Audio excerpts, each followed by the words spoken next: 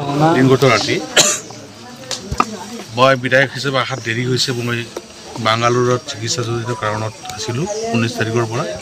যোৱা ৰাতি আহি মই ঘৰ পাইছোঁ আৰু আজি এই দুৰ্ঘটনাগ্ৰস্ত পৰিয়ালৰ মানুহৰ লগত সাক্ষাৎ কৰিলোঁ।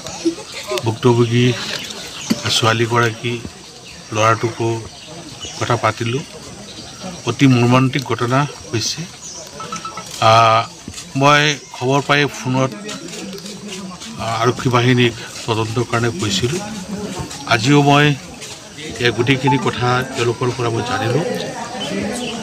আপোনালোকৰ চেনেলৰ জৰিয়তে মই অসমৰ মাননীয় গৃহমন্ত্ৰীৰ দায়িত্বত থকা মুখ্যমন্ত্ৰী DIG মই অনুৰোধ জনাম যে এই ঘটনাৰ খৰতকীয়া তদন্ত কৰি ইয়াৰ কালপিত তাক কৰায়ত্ব কৰি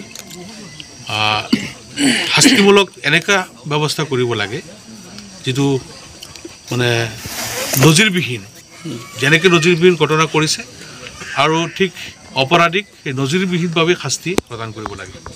আজি 4 দিন উকলি গ'ল, তেওঁলোকে এজনো দোষীক চিনাক্ত মই আজিও মই কথা পাতিছোঁ আৰক্ষী প্ৰশাসনৰ লগত। আৰক্ষী প্ৰশাসন তেওঁলোকে চেষ্টা কৰি আছে দোষীক উলিয়াবৰ কাৰণে, বিভিন্ন ধৰণৰ প্ৰচেষ্টা অব্যাহত ৰাখিছে। গতিকে মই এতিয়া আকৌ কথা পাতিম। গতিকে মুখ্যমন্ত্ৰী মহোদয়কো মই ব্যক্তিগতভাৱে লগ পাইও মই তেখেতক আৰ্জি দিম, যিহেতু তেখেত গৃহমন্ত্ৰীৰ দায়িত্বত আছে।